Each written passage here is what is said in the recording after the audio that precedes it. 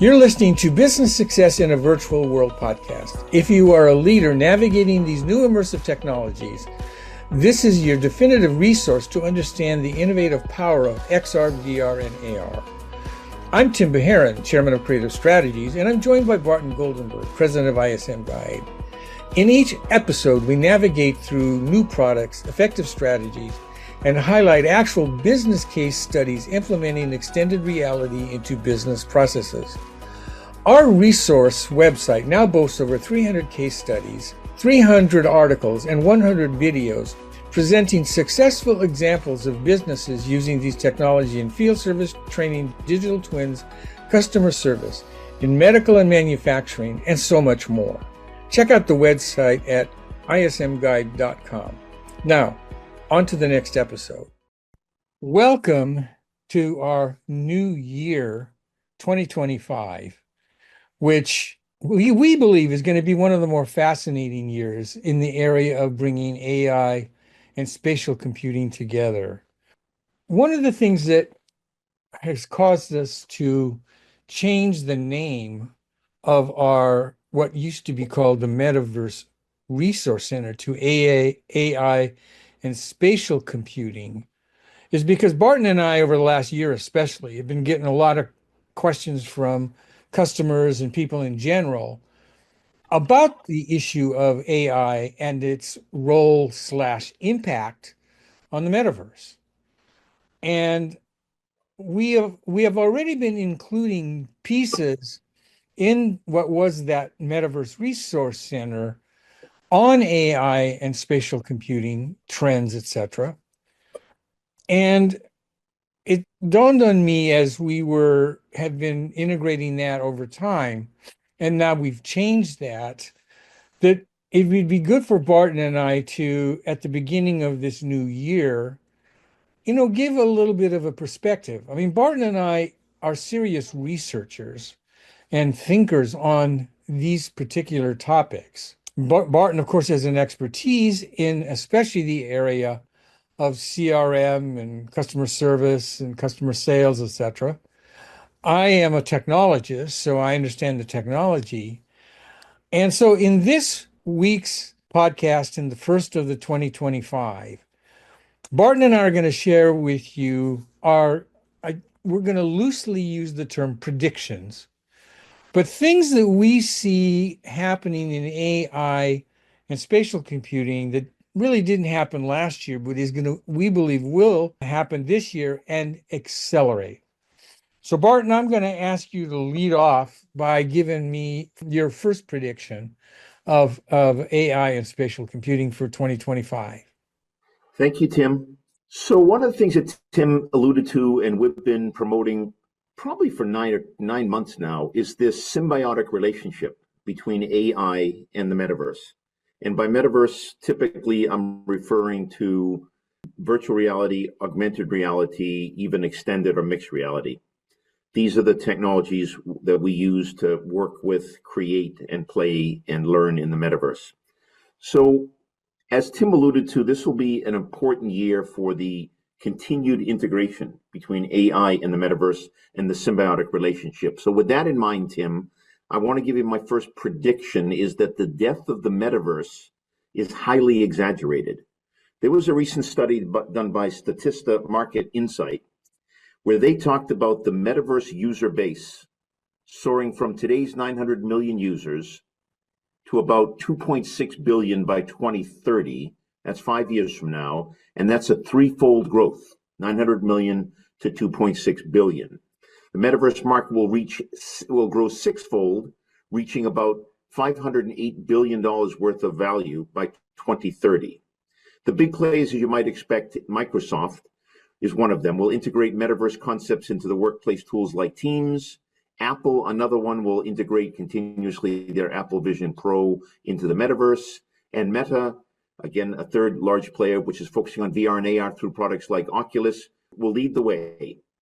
And in terms of industries, I'm predicting medical, architecture, design, the industrial metaverse, also called digital twins, and CRM applications, meaning sales, marketing, and customer service, will lead the way in the use of AI and spatial computing in 2025. I'd like to hear your first prediction, Tim. I'm going to kind of piggyback on that because I believe the integration of AI with spatial computing is going to accelerate. But I do think that one thing that is interesting in that context, and this is my prediction, is that spatial computing will redefine the human-computer interaction. Basically, spatial computing, which blends augmented reality and virtual reality, or mixed reality as it's called, and the Internet of Things, is predicted to transform how businesses operate and connect with customers. By 2025, spatial computing integrated with AI will become more intuitive, breaking down information silos and enabling smarter decision-making industries such as healthcare, logistics, and manufacturing, which are expected to benefit significantly from the technology. And one of the reasons that I'm a little more optimistic about a bit of an acceleration actually has to do with what's going on in smart glasses. In a few weeks at CES, I'm going to be doing a opening session on the hardware, the products, the AR and VR and smart glasses hardware. And I have Meta, Lenovo, and Snap there who are going to share about what they're doing. In talking to them and doing my research, what's happening, and you're going to see this at CES as a major theme, you're going to see a whole slew of new smart glasses that have AI integrated. And there's one that's going to be shown at least that's going to actually show the actual content on the screen itself in the video, on the lens. It's a preliminary view of that information. But for example, my Meta glasses now, the Ray-Bans, already have AI integrated into it. Not the video part, but the AI. So I could say, hey, Meta, tell me the name of X, or explain to me why X and Y exists, etc. It's already been an AI assistant through those glasses, through the headsets. But the concept of spatial, which is, as I mentioned, includes basically this whole new interaction, human-computer interaction, is going to accelerate, and it's going to be more important. And it's going to get a little bit more roots in the smart glasses side, even though we don't have the true smart glasses, which I think are another 2 years off. But I do think, as Barton pointed out, I think spatial computing is going to be more important starting next year, and it's going to accelerate. What do you think, So, Barton? Tim, I got an observation on this one. So, for folks that don't know, Tim and I have been working with Tim for, I think, more than 50 years, has been speaking at CES. But Tim and I have been working together at CES on this Metaverse Now spatial computing track for the last 4 or 5 years. So Tim has a session at 9 o'clock where he's going to look at some of the technology, and I have a session on applying these technologies to spatial computing technologies to business. And I'm going to have 3 Honda Motors and Siemens from Germany and a medical doctor, fairly well known, Dr. Harvey Castro, on my panel. And we're going to look at how you apply the AI-driven front-end glasses or devices to the actual business, in this case of medicine or industrial or manufacturing of cars. But here's the thing that I find interesting, Tim, and we've been kind of dancing around this for a while. I just want to kind of land it. So, at least from my perspective, whatever device you use, headset, glasses, and the fact that it's AI driven to enhance the whole experience, that is becoming an increasingly easy to use, intuitive, welcoming way to get into an application in, let's just say, the virtual world of some type. And so for me, it's always been that the front end or the viewing is critical to get into what I like to say the back end, which in my case is the sales, marketing, customer service applications for CRM, just an example, or medicine and architecture. But the point is that we're going to be able to have a much more fluid exchange of what's in the real world, what's in the virtual world, because what we're doing is through this AI-driven front-end technology, we're allowing the whole sales, marketing, customer service, metaverse sites or AR or VR sites to be created quickly and easily. And I just remind us that Gen Z and Gen Alpha and even Millennial want this immediate ability to move between the real world and the virtual world seamlessly. And I think this integration of your front end technology and the kind of applications that we're seeing in the business world really is driving home this ability to now integrate these two parts. Yeah, and before we move on, I want to give you the details on this. Our actual session is on Tuesday, January 7th. It's at the West Hall in room W214. My session is at 9 a.m. and Barton's at 10 a.m. And if you happen to be there and are interested in especially the issue of what's new in the hardware side of spatial computing and then how it's going to be can be applied. And I should point out Barton left out one particular person who's going to be on his panels from Honda, which I think is going to be and they are using Apple's Vision Pro extensively for their design stuff. And anyway, I think those two sessions, as well as that entire track on spatial, will be in that room that entire day. So, Barton, let's go on to your second prediction. Okay, this is a big one. And for those that have been following us, you know we've written a couple of podcast episodes on the insurance industry. And in particular, the application of VR training and other such technologies to the insurance industry. We did one for farmers insurance, and I think we did one other one. But Tim and I have been working with a customer out of New Jersey, a 200-year-old insurance company, for the past year. And we're at a point now where there's a high probability that we will help them implement a very important VR training program for all of their customer service reps and what are called claims adjusters or claims associates. And as we were kind of doing the work and readying this company to utilize or leverage VR training and looked at all of the cost benefits and savings and some of the real value add, we came to, or at least I came to appreciate that we're in what I'd like to call a 5-year countdown. And what I mean by that is 2025 will be the first of the 5 years that will lead to the elimination, and I mean this sincerely, the elimination of face-to-face classroom training, and that VR training will become standard practice by 2030. And I want to make a couple of qualifications for extremely, I don't know, technical or specific topics. You might still have a face-to-face, but there's going to be an 80-20 rule where 80% of all training or even more will become more virtual reality training versus classroom. And the real reason for that is, for me, it's a slam dunk. VR training is no longer being tested. Walmart has trained more than 1 million of its associates. Hilton Hotels, that's how they do their business in terms of training new employees. Farmers Insurance, Verizon, you can go through all of these large companies, all of our podcasts, in effect, and you'll see almost every one of them is using VR training. So it's not something new that we're testing. It's proven. It's proven that it'll cut down costs because it goes from weeks of training to days of training, or months of training to weeks of training.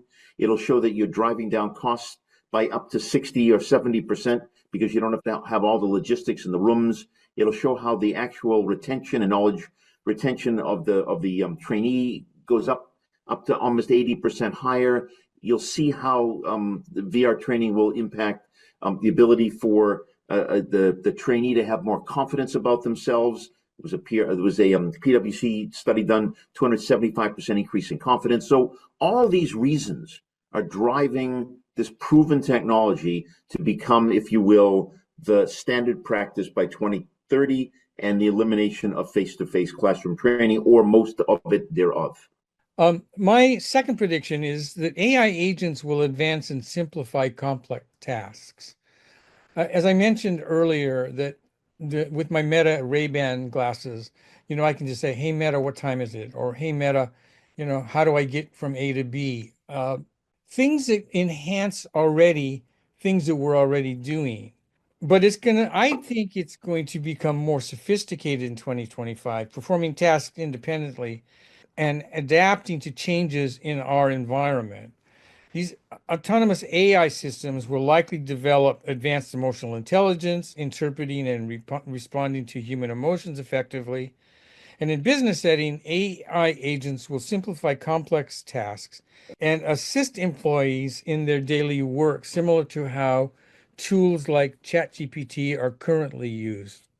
Agents, I think, are going to be the big buzzword, to be honest with you, in the next year.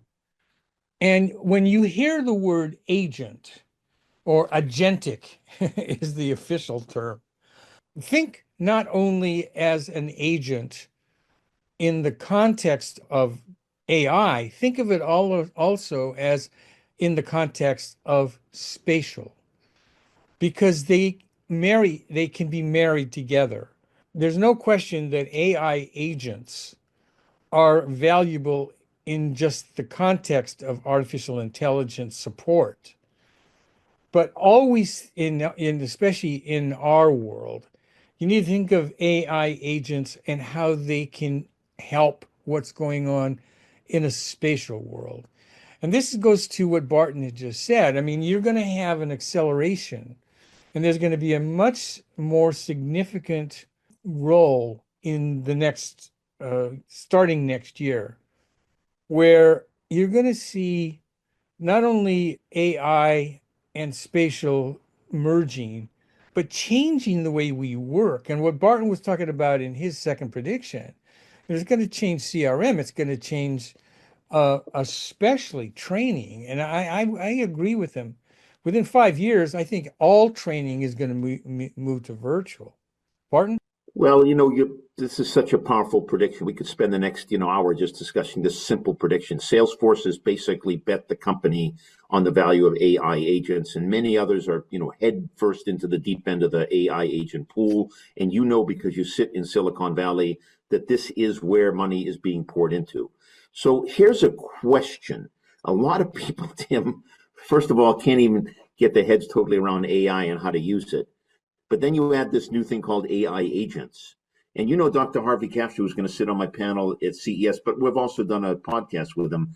He predicts that we as individuals will maybe have 100 AI agents working for us within the next 10 years that will be doing things that we don't really want to do while we're sleeping and so forth. So here's my question. Help our listeners understand. Let's just take the insurance company that we're working with. How would we use an AI agent? We're going to do the VR training. Would we have an AI agent that goes out to the World Wide Web and scours reports on emerging insurance trends and brings it back into our training? How would the AI agent be applied? Well, fundamentally, exactly that same thing. So right now we've got a lot of very good sites. ChatGPT, Claude. I happen to be a real big fan of Perplexity, which in fact has become my new search engine. I use Perplexity instead of Google Search now.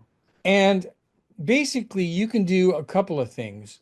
You can do instant searches, but you can do timed searches.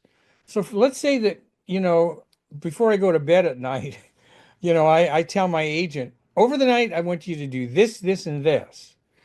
And you basically are going to be able to use a Claude agent or a Perplexity agent to go and do that.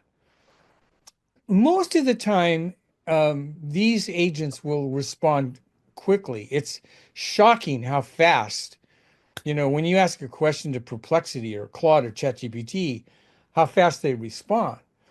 But they may not be exhaustive responses or detailed responses. They tend to be, straightforward, fundamental answer to the question. And then you have to learn the prompt to take it deeper. And I think, by the way, Barton, in the context of that particular question, I think the real issue is we're going to have to learn how to command our agents. Command's a strong word, but ask our agents to work on our behalf. For example, I would like, let's say that I go to the doctor and I have him give me a diagnosis of whatever, of an infection or a disease.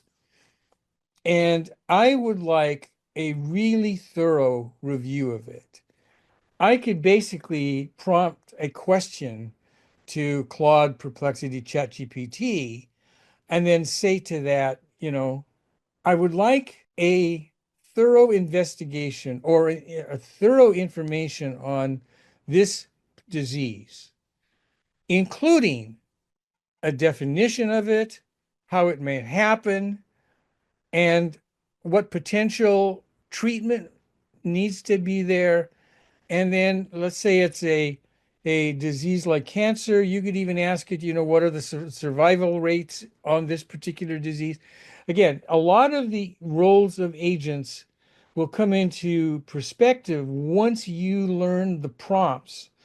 And as Dr. Castro pointed out, you're right. You're going to have a lot of agents that are going to do a lot of your bidding, but you're going to have to learn how to command your agents or give your agents instructions. Most of what we're doing with agents today and ChatGPT, et cetera, is what I call surface info. But they're capable of doing deep info, which, may take hours to do, et cetera. And that can be done, behind the scenes as you do it. Oh, this is fascinating. Let me give you my third prediction, Tim, just because we want to be respectful of our time. And it's just reinforces what we've been talking about.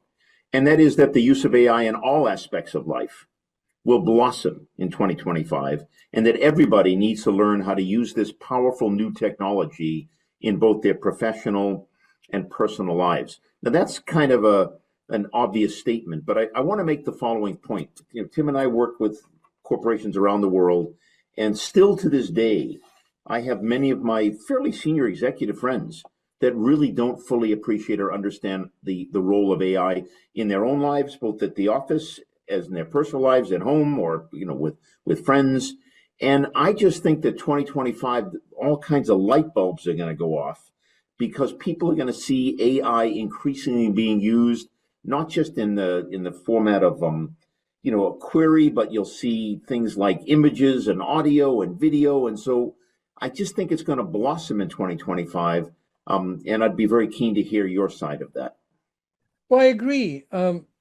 It is kind of interesting that a lot of senior executives, they hear the word AI and they think of it, as it relates to their companies, but not to them personally.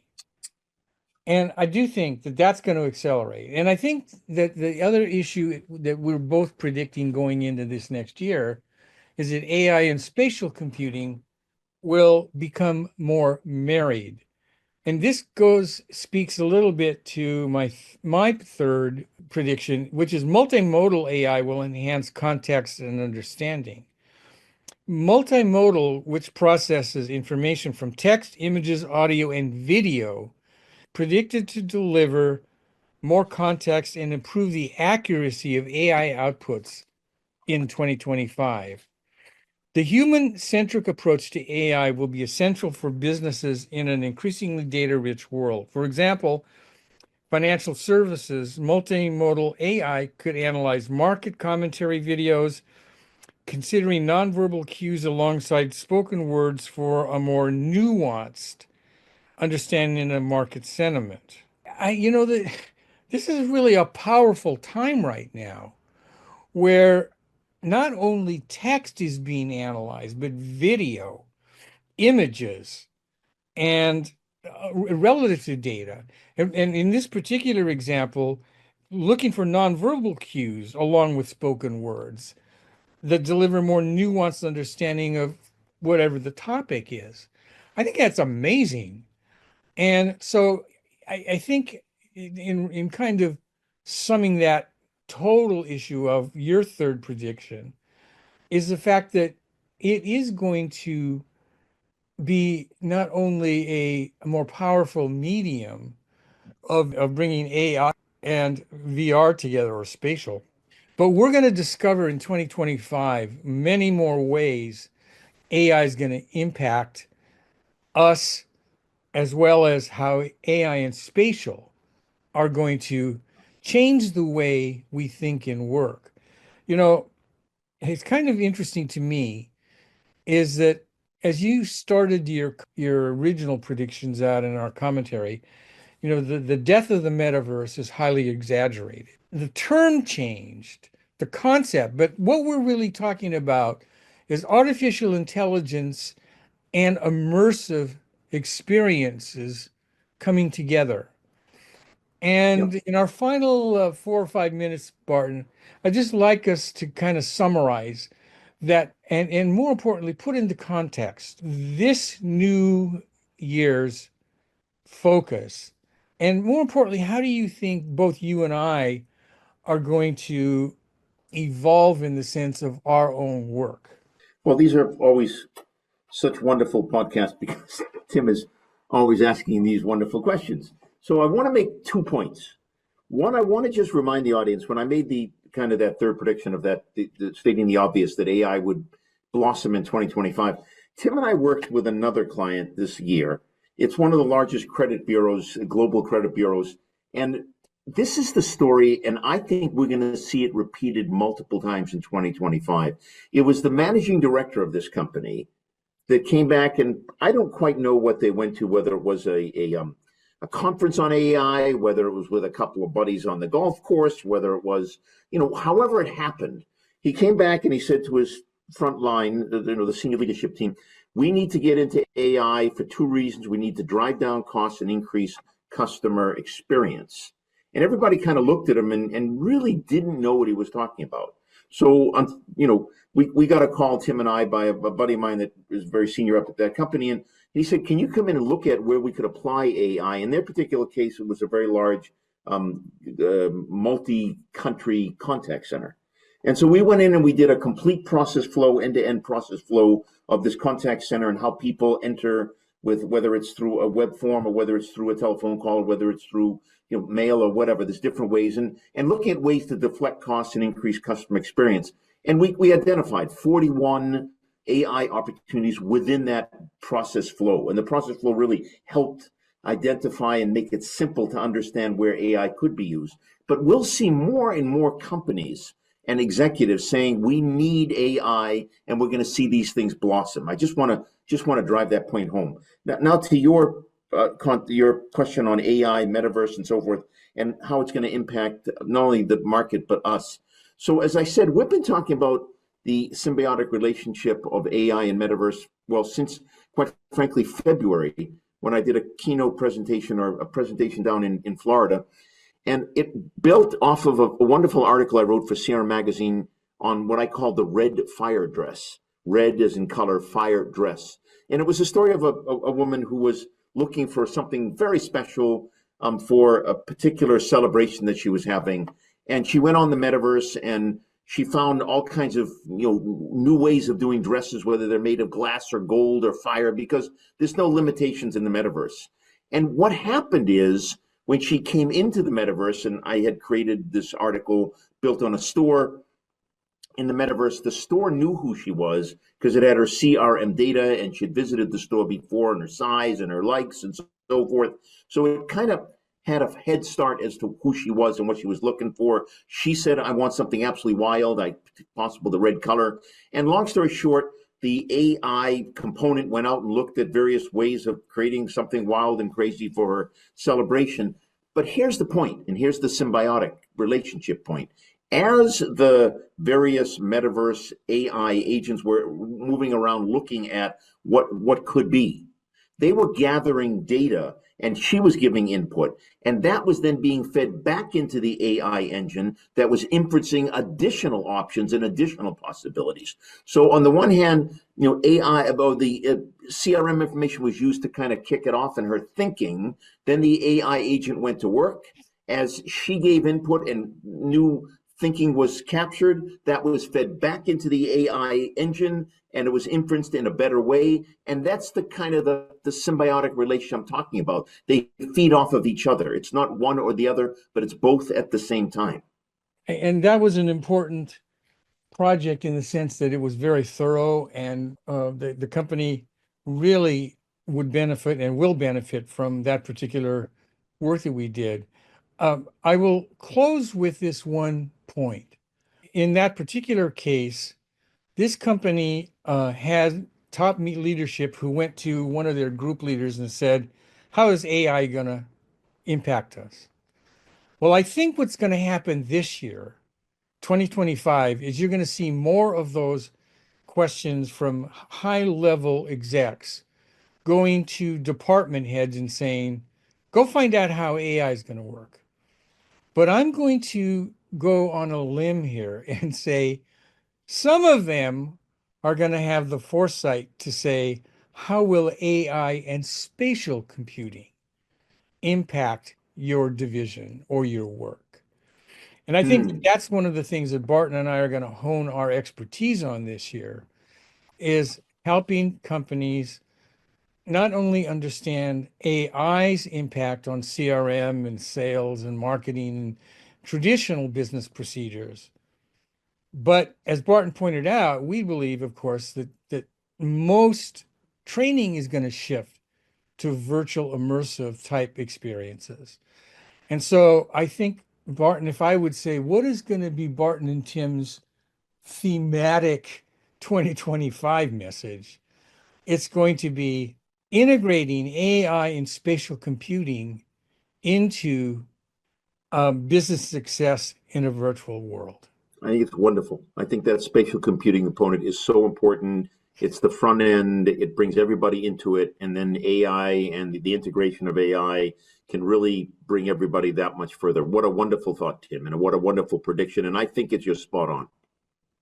Yeah, I think 2025 is going to be a fascinating year to set us up for, even greater growth on this particular topic. Thanks for listening to Business Success in the Virtual World. Barton and I have helped global companies successfully develop and implement strategies to utilize these new technologies. For more information or to contact us, please visit ismguide.com and select the AI and Spatial Computing Resource Center. Be sure to subscribe to this podcast on your preferred platform.